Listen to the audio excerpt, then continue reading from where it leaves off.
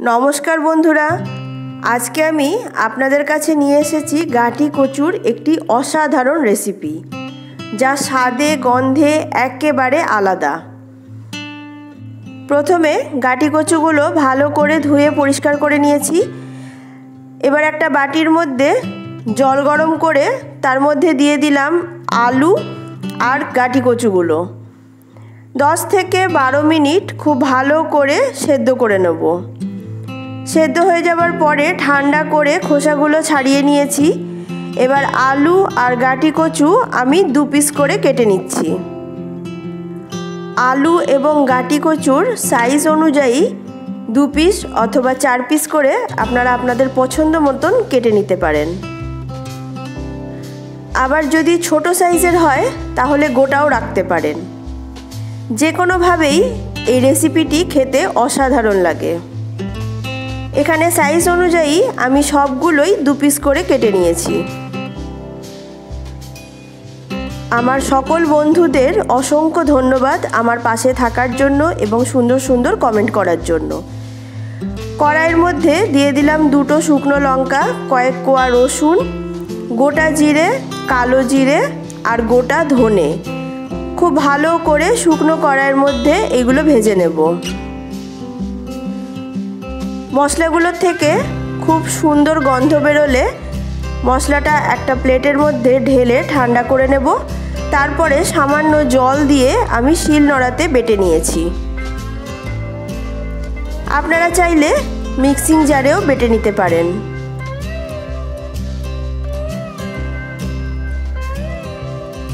কড়াইয়ে সর্ষের তেল গরম করে কেটে রাখা আলু আর গাটি কচুগুলো স্বাদ মতন লবণ আর হলুদ দিয়ে বেশ লাল করে ভেজে নেব। অনেকেই গাটি কচু খেতে পছন্দ করে না, তাদেরকে বলবো একবার এভাবে বানিয়ে খাবেন, দেখবেন এর স্বাদ কোনোদিনও ভুলতে পারবেন না।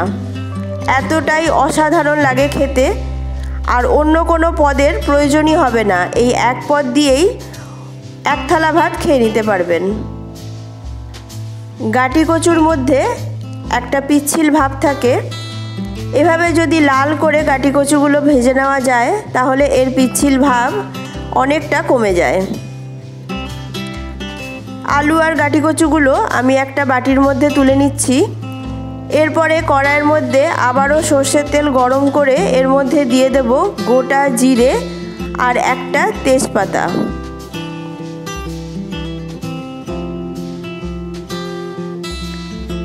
কয়েক সেকেন্ড ফোড়নটা ভেজে নেওয়ার পরে এর মধ্যে দিয়ে দেব বেটে রাখা মশলা।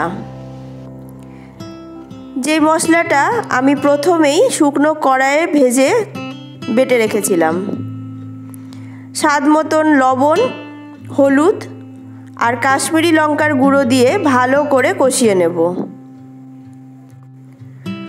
ফোড়নে চাইলে আপনারা শুকনো লঙ্কাও ফোড়ন দিতে পারেন, তবে আমি যেহেতু এখানে 2টো শুকনো লঙ্কা বেটে নিয়েছি তাই ফোড়নে আর কোনো রকম শুকনো লঙ্কা দিলাম না। মশলাটা দেখুন তেল বেরিয়ে এসছে, খুব ভালো করেই কষানো হয়ে গেছে। এবার এর মধ্যে দিয়ে দেব গ্রেট করা একটা টমেটো আর আদা। যতক্ষণ না টমেটো আর আদার কাঁচা গন্ধ চলে যাচ্ছে ততক্ষণ মশলাটা ভালো করে কষিয়ে নেব। মশলা খুব ভালো করে কষানো হয়ে গেছে, সাইড দিয়ে তেলও বেরিয়ে এসছে। এবার এর মধ্যে দিয়ে দেব 2 চামচ ফেটিয়ে রাখা টক দই, সামান্য জল দিয়ে দেব। এবার খুব ভালো করে মশলার সাথে টক দইটাও কষিয়ে নেব। মশলা সম্পূর্ণ কষিয়ে নেওয়ার পরে এবার এর মধ্যে ভেজে রাখা আলু আর গাটি কচু দিয়ে মশলার সাথে খুব ভালো করে মিশিয়ে নেব। মশলাটার থেকে অসম্ভব সুন্দর একটা ঘ্রাণ বেরোচ্ছে। সবার কাছেই অনুরোধ করব একবার হলেও এই রেসিপিটা বাড়িতে বানাবেন। দেখুন মশলার সাথে আলু আর কচু খুব ভালো করে কষানো হয়ে গেছে। এবার এর মধ্যে আমি সামান্য জল দিয়ে দেব। খুব ভালো করে সব কিছু আবারও মিশিয়ে নেব। ঝোলের পরিমাণ আপনারা যতটা রাখতে চান ঠিক ততটা পরিমাণে জল দেবেন। এখানে জলের সাথে খুব ভালো করে সব কিছু মিশিয়ে নেওয়ার পরে আমি ওপর থেকে দিয়ে দিলাম 1 চামচ চিনি। চিনিটাও ভালো করে মিশিয়ে নিয়েছি। এরপরে ঢাকনা দিয়ে 3 থেকে 4 মিনিট আমি রান্না করে নেব, যাতে পুরো মশলাটা আলু আর কচুর মধ্যে প্রবেশ করতে পারে। ওপর থেকে দিয়ে দিলাম 2টো চেরা কাঁচা লঙ্কা, কুচনো ধনেপাতা আর 1 চামচ ঘি। সব কিছু ভালো করে মিশিয়ে নেওয়ার পরে ঢাকা দিয়ে 5 মিনিট রেস্টে রাখলেই তৈরি হয়ে যাবে আজকে অসাধারণ স্বাদের এই গাটি কচুর রেসিপি। গরম গরম পরিবেশন করে নেব ভাত, রুটি অথবা পরোটার সাথে। তবে যার সাথেই খান, খাওয়াটা যে একটু বেশি হয়ে যাবে তার গ্যারেন্টি আমি নিতে পারি। গাটি কচুর অনেক রেসিপি তো আপনারা বানিয়েছেন। আজকের এই রেসিপি অন্যান্য রেসিপির থেকে একেবারে আলাদা, স্বাদে গন্ধে দুদিক দিয়েই আলাদা। তাহলে আর দেরি না করে বাড়িতে থাকা উপকরণ দিয়েই তৈরি করে নিন গাটি কচুর এই অসাধারণ রেসিপি।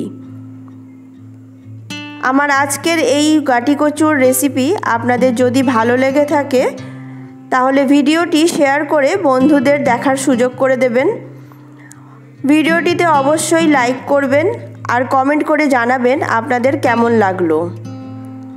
আমার চ্যানেলে নিত্য নতুন রেসিপি দেখার জন্য চ্যানেলটি সাবস্ক্রাইব করে বেল আইকনটা প্রেস করে দেবেন। তাহলে আমি যখনই নতুন কোনো ভিডিও আপলোড করব সবার আগে নোটিফিকেশান আপনাদের কাছে চলে যাবে।